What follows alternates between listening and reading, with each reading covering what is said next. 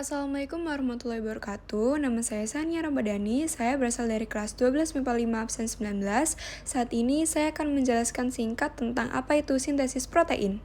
Selamat menyaksikan. Nah, apa itu sintesis protein? Sintesis protein adalah proses pembentukan protein di dalam tubuh makhluk hidup, termasuk manusia, yang dilakukan RNA atas kode atau perintah dari DNA. Sintesis protein berlangsung di dalam inti sel, juga berada dalam ribosom yang merupakan organel sel yang ukurannya kecil dan padat serta berfungsi sebagai tempat. Bahan baku dalam proses sintesis protein adalah asam amino. Jumlah asam amino yang ada di dalam sintesis protein adalah 20. Hasil akhir dari sintesis protein berupa terbentuknya protein fungsional seperti enzim, hormon, keratin, dan hemoglobin.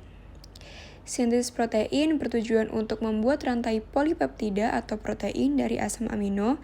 Protein-protein tersebut akan menjalankan berbagai fungsi di dalam tubuh. Nah, pada penasaran gak sih bagaimana proses terjadinya sintesis protein? DNA terdapat pada kromosom yang berfungsi sebagai sumber informasi genetik makhluk hidup. Pada sintesis protein, salah satu rantai DNA akan dikodekan menjadi mRNA. Rantai yang dikodekan disebut DNA antisense atau DNA template. Sedangkan rantai pasangannya atau komplementernya yang tidak dicetak disebut DNA sense atau DNA anti-template.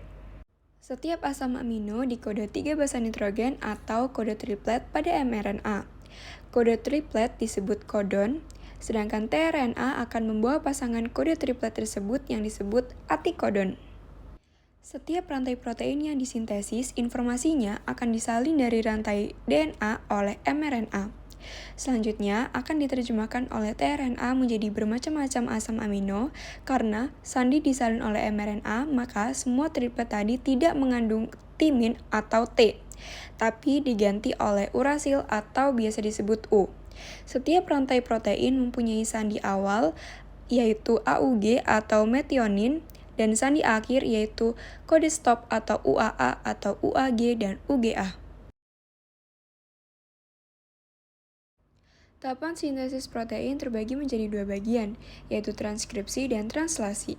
Secara umum, sintesis protein berawal dari DNA, lalu pembentukan RNA, kemudian penyusunan protein. Transkripsi adalah proses percetakan RNA oleh DNA. RNA yang terbentuk dibedakan menjadi 3, yaitu tRNA, mRNA, dan rRNA. Urutan asam amino akan ditentukan oleh basa nitrogen yang menempel di rantai mRNA. Transkripsi terdiri dari 3 tahap, yaitu inisiasi, elongasi, dan terminasi. Sedangkan translasi adalah penerjemahan kode genetik RNA menjadi urutan asam amino.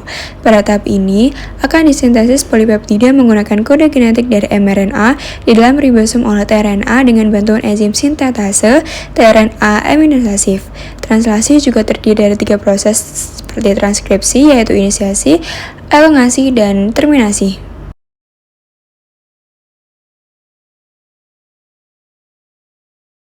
Transkripsi terbagi menjadi 3 bagian, yaitu inisiasi, elongasi, dan terminasi. Inisiasi yaitu struktur DNA terbuka menjadi U2 untai terpisah dan enzim RNA polimerase memulai penempelan basa nukleotida RNA yang berkelompokmen dengan untai DNA. Yang kedua ada elongasi, yaitu penambahan basa nukleotida pada untai mRNA, dan terakhir terminasi, yaitu RNA yang telah disintesis lepas dari DNA.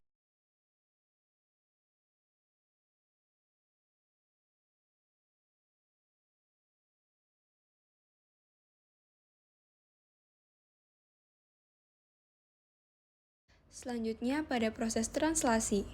Translasi terbagi menjadi 3 tahap sama seperti transkripsi, yaitu inisiasi, elongasi, dan terminasi. Inisiasi yaitu AUG yang mengkode asam amino metionin, ribosom menempel area kodon AUG tersebut pada mRNA, kemudian tRNA masuk ke ribosom membawa metionin pertama. Yang kedua ada elongasi, yaitu penambahan asam amino pada rantai polipeptida. Yang terakhir yaitu tahap terminasi, yaitu penambahan asam amino dari tRNA pada rantai polipeptida berhenti ketika ribosom sampai pada salah satu dari 3 kodon stop, yaitu UAG, UAA, dan UGA. Polipeptida dilepas dari ribosom. Selanjutnya yaitu contoh soal. Urutkan tahap sintesis protein mulai dari DNA ditranskripsi sampai ditranslasi menjadi deretan asam amino atau polipeptida berdasarkan salah satu dari pita DNA di atas. Kebetulan, saya absen 19 dan mendapatkan pita nomor 4, DNA antisense. DNA antisense yang saya dapat yaitu TAC, TAA, TTT, AGC, GAA, CCC, GCG, AGC, CAG, dan ATC. Untuk menentukan mRNA, kita mendapatkan komponen DNA yaitu A menjadi T, T menjadi A, G menjadi C, dan C menjadi G. Kalau RNA yaitu A menjadi U, T menjadi A, G menjadi C, dan C menjadi G. Maka, hasil yang didapat yaitu mRNA, AUG, AUU, AAA, UCG, CUU, GGG, CGC, UCG, GUC, dan UAG. Sedangkan asam amino yang didapat yaitu metionin atau codon start, isoleucin, lisin, serin, leucin, glisin, arginin, serin, valin, dan cordon stop. Lalu, TNA yang didapat yaitu UAC, UAA, UUU, AGC, GAA, CCC, GCG, AGC, CAG, dan AUC.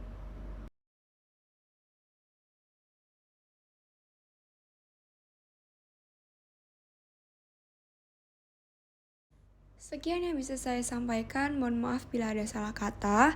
Assalamualaikum warahmatullahi wabarakatuh.